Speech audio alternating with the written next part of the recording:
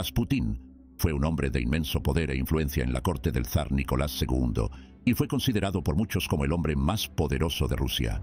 Pero su vida y muerte son aún hoy en día un gran enigma. ¿Qué ocurrió realmente la noche de su muerte? ¿Fue un asesinato o algo aún más siniestro? A continuación, viajamos al pasado para conocer más del misterio de la muerte de Rasputín, profundizando en los oscuros recovecos de su historia y desvelando la verdad que se oculta tras su asesinato, que desvelamos al final del vídeo, no sin antes recordar, y si son nuevos en nuestro canal, que no olviden suscribirse para recibir nuestras actualizaciones. Grigori Yefimovich Rasputín nació el 22 de enero de 1869 en el pueblo de Pokrovskoye, cerca de la ciudad de Tobolsk, en Siberia. Era hijo de Efim Rasputín, un campesino siberiano, y Ana, una ama de casa. La precariedad de las condiciones de vida de su familia era tal que de los 9 hijos que tuvieron sus padres, solo 2, él y su hermana Feodosija, sobrevivieron a la infancia. De todos sus hermanos, a Mishail le tenía especial afecto. Con él se cayó a un arroyo helado a los 8 años. Mikhail murió de neumonía, mientras que Grigori se salvó. No tuvo la oportunidad de estudiar, pero desde muy joven ayudó a sus padres en las labores del campo. Ya entonces, era un personaje bastante carismático que atraía la atención de los demás aldeanos. A los 18 años se casó con una campesina 3 años mayor que él, Praskovia Dubrovina, e inmediatamente empezó a tener hijos. Sin embargo, en 1892, alrededor de los 23 años, una especie de crisis religiosa se apodera de él y decide trasladarse a un monasterio durante algún tiempo. Durante unos meses ingresa en el monasterio de Veryoturie, donde aprende a leer y escribir. Hasta entonces era analfabeto y se acerca a la religión. Vagó durante algunos años más, aunque volvía a casa de vez en cuando para ayudar, sobre todo en época de cosecha. Ya se trataba de un hombre distinto. Sus andanzas como santo y místico, sin embargo, le llevaron a Kiev, Kazán y luego también a San Petersburgo, entrando en contacto con importantes seguidores de la religión ortodoxa y otros místicos, a veces venerados y otras veces vistos con cierto recelo. De hecho, en aquellos años de principios del siglo XX, incluso entre la nobleza y las familias de clase alta, crecía el interés no solo por el misticismo, sino también por el espiritismo. Se llegó a creer que estos santos podían comunicarse de algún modo con los muertos o actuar como intermediarios de mensajes divinos. Gracias a este interés y a su creciente fama en las principales ciudades rusas, Rasputín comenzó, por ejemplo, a frecuentar a las princesas de Montenegro, Militsa y a Anastasia, que estaban casadas con sendos primos del zar y que eran muy aficionadas a las ciencias ocultas.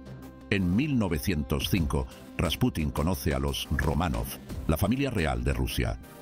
Fue presentado a la familia por una amiga de la princesa Militsa, Ana Virubova. Rasputín pronto se convirtió en un favorito de la familia, especialmente de la zarina Alexandra. Esto se debió en parte a su habilidad para ayudar al hijo del zar, el jovencísimo heredero al trono, Alexei, a calmar los dolores de su hemofilia, una enfermedad que en aquella época otorgaba una escasa esperanza de vida. Tras una caída de caballo en 1907, Alexei había agravado su estado y, según parece, es el propio Rasputín quien cura al niño, al parecer mediante sus oraciones. Sin embargo, para muchos, la curación fue accidental. Rasputín impuso de hecho la suspensión de las curas tradicionales para curar al pequeño solo rezando a Dios. Entre estas curas estaba la aspirina, que se administraba entonces sin conocerse que en el caso de la hemofilia podía agravar la situación. A partir de entonces, la zarina Alexandra empezó a ver a Rasputín como una especie de santo y acudía cada vez más a él para pedir consejos sobre asuntos políticos y religiosos. Muchos en la corte vieron a Rasputín como una amenaza y estaban preocupados por el hecho de que la zarina Alexandra lo escuchara en lugar de sus consejeros de confianza. Esto provocó una gran cantidad de descontento entre los miembros de la corte y contribuyó a la caída de la familia Romanov. Rasputín les parecía más un aprovechado que un vidente, más un charlatán que un místico. La Iglesia Ortodoxa rusa lo acusó de ser un hereje religioso. La propia madre del zar intentó que lo expulsaran, pero fueron sobre todo políticos y ministros los que se esforzaron por sacarlo de San Petersburgo. Así empezaron a circular, en parte gracias a la prensa sensacionalista, una serie de pintorescas leyendas sobre Rasputín. Se dijo que había tenido una aventura con la zarina, que participaba en orgías, que llevaba una vida completamente licenciosa. La encargada de difundir estos rumores fue, a partir de cierto momento, la propia policía secreta, que había recibido instrucciones del gobierno para desacreditar al consejero más importante y peligroso del zar. Los enemigos de Rasputín decían de él que llevaba una vida sexual licenciosa con acusaciones de todo tipo. Esta campaña contra Rasputín alcanzó su punto culminante en marzo de 1915. El día 26 por la noche, Rasputín cenó en Moscú en un reconocido restaurante.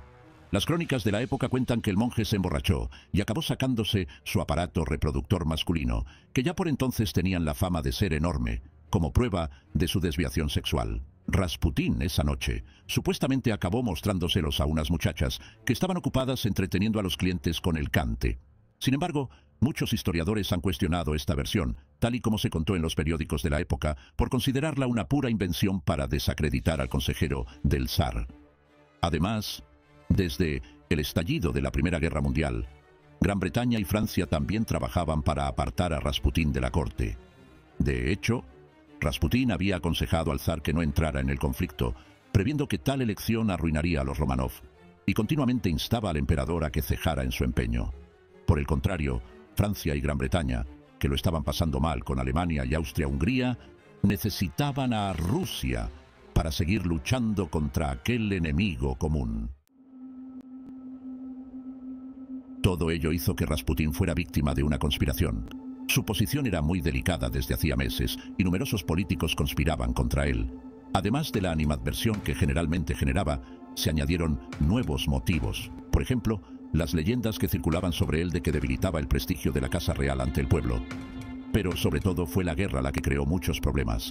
El caso es que Rusia tenía grandes dificultades con Alemania debido a su ejército, todavía muy atrasado, y a un aparato industrial que no estaba ni mucho menos en condiciones de hacer frente a una guerra de tanto desgaste. Ante esta situación, la conducta de Rasputín empeoró las cosas. En varias ocasiones se había manifestado a favor de firmar una paz por separado con el enemigo. La zarina Alexandra, que seguía fuertemente influenciada por él, se puso inmediatamente de su parte. Además, la zarina era alemana de nacimiento y, por tanto, de la nación enemiga.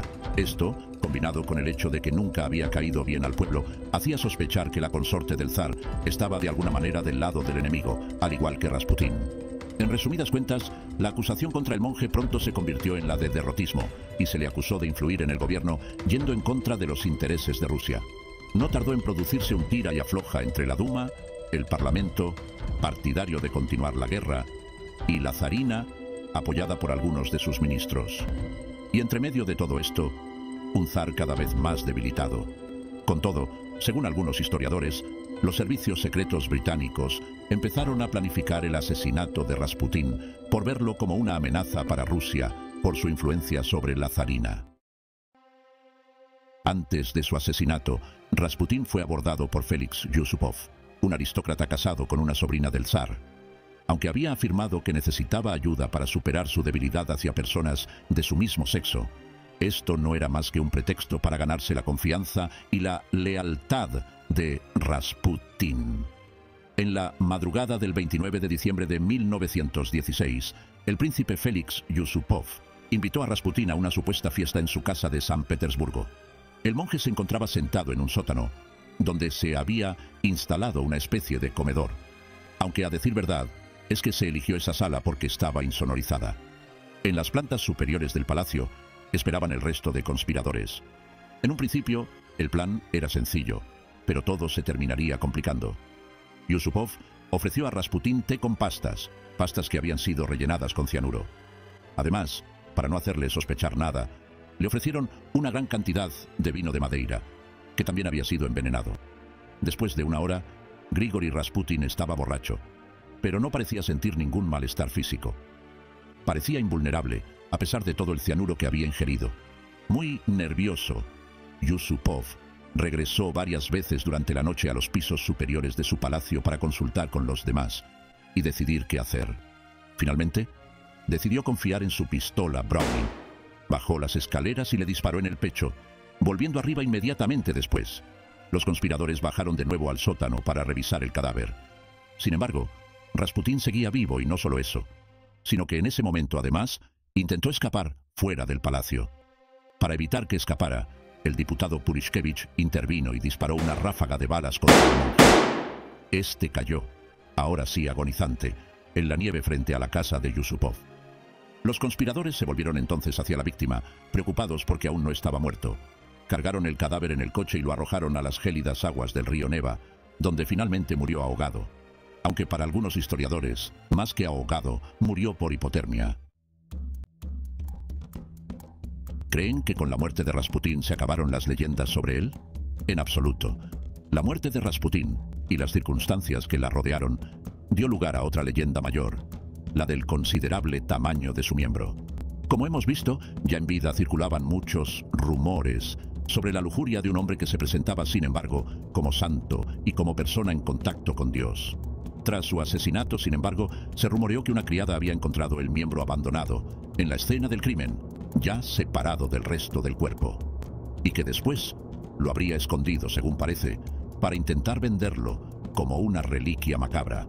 Tras varios cambios de manos, la reliquia, que incluso llegó a ser reclamada por la hija de Rasputín, María, llegó a manos de un tal Michael Augustin, que la vendió a la casa de subastas Bonham. Sin embargo, llegaron a concluir, tras someterlo a varias pruebas, que no se trataba de un miembro humano. Pese a ello, tras llegar a pagar incluso $8.000 por él, a día de hoy, y desde el 2004, sigue siendo una de las mayores atracciones del Museo del Erotismo de San Petersburgo. Como lo oyen. En cualquier caso, la vida y la muerte de Rasputín siguen siendo un misterio que probablemente nunca se explicará del todo. Los historiadores solo han podido especular sobre lo que ocurrió realmente durante aquellas fatídicas horas, dando lugar a una leyenda aún mayor. ¿Y ustedes, queridos curiosos de la historia, qué piensan de la macabra muerte de Rasputín? Pueden dejarlo abajo en los comentarios. Y si quieren conocer más historias interesantes, suscríbanse a nuestro canal. Muchas gracias y nos vemos en el siguiente video.